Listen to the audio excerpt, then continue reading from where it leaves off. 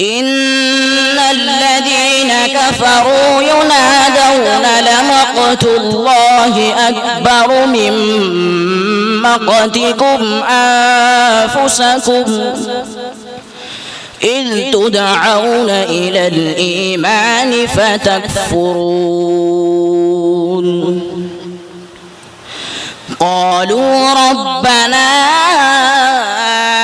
أمتنا اثنتين وأحييتنا اثنتين فاعترفنا بذنوبنا فهل إلى خروج من سبيل ذلكم بأنه إذا دعي الله وحده كفرتم وإن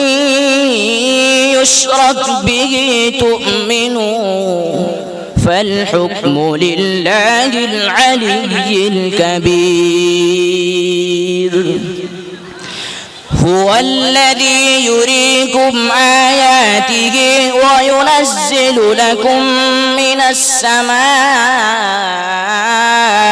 رزقا وما يتذكر إلا من ينيب فادعوا الله مخلصين له الدين ولو كره الكافرون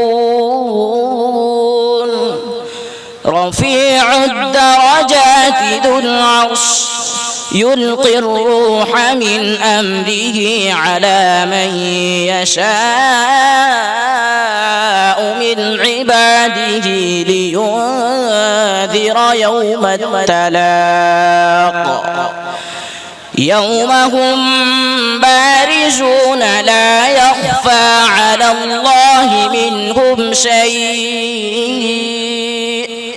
لمن الملك اليوم لله الواحد القهار اليوم تجزى كل نفس بما كسبت لا ظلم اليوم إن الله سريع الحساب وأنذرهم يوم الآزفة إذ القلوب لدى الحناجر كاظمين ما للظالمين من حميم ولا شفيع يطاع يعلم خائنة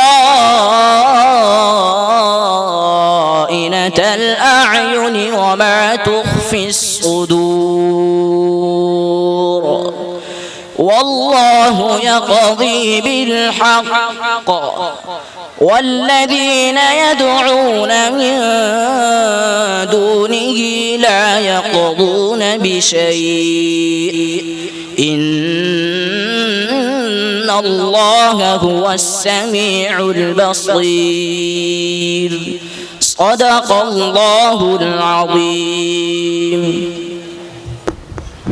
ما شاء الله.